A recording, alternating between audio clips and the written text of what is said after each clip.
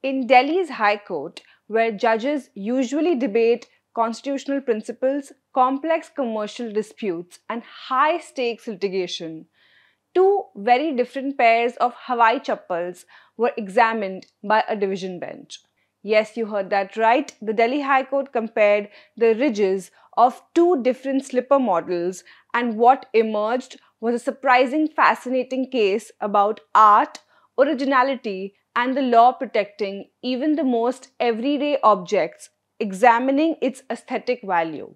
Hello and welcome to The Print. I am Ruchi Bhattar, telling you how the humble Hawaii chappal got elevated to an object of close artistic scrutiny, a ruling denoting that even everyday flip-flops can embody protectable creative expression. Let's start from the beginning.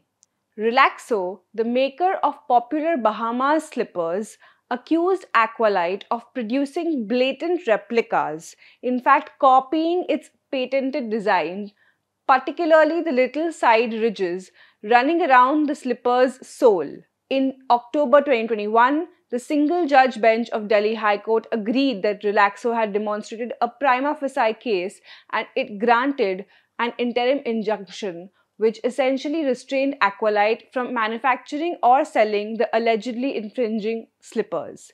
The injunction was granted on an application filed along with the main suit, which continues to be heard by the Intellectual Property Division of the Delhi High Court. Aqualite, unhappy and being sidelined in what had become a high-stakes slipper battle, appealed to the division bench in 2022 separately. It argued that Relaxo's designs were invalid, lacked aesthetic appeal, and contained nothing special. But the division bench of Justice C. Harishankar and Justice Om Prakash Shukla did something simple. They looked at the very slippers closely, very closely. A masterclass in sass and jurisprudence, it said that beauty lies in the eyes of the beholder, and whether a design is aesthetically appealing is entirely subjective.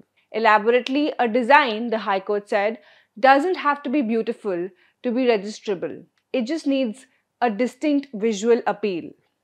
But here's the big question. Is this slipper ridge design really new? Aqualite's main argument was that these ridges existed before, demonstrating prior art.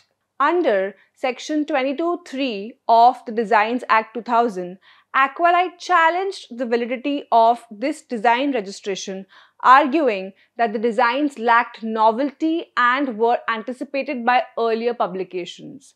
It also tried to argue that the designs failed the appeal to the eye requirement. Relaxo countered significantly that Aqualite had itself applied to register an identical design, undermining its claim that the features lacked novelty altogether. The division bench rejected Aqualite's challenge, relying on the judicially developed instructed eye test for assessing design novelty. An observer who is aware of the specific features of the art rather than an average consumer. The judges concluded that Relaxo's ridges were indeed different, a specific protectable design element. This distinction from prior art, the bench held, meant that the designs were not copied, not generic, and not liable to cancellation under Section 19 of the Designs Act. Once the court upheld the design's validity, the final question was easy. Did Aqualite copy it? The answer was as clear as the ridges themselves. The division bench found that Aqualite slippers identically bear the side ridges of Relaxo's and even match the placement of the brand name, strengthening the visual overlap.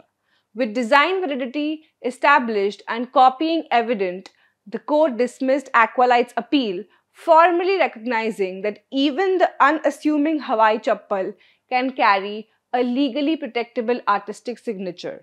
With that, thank you for watching.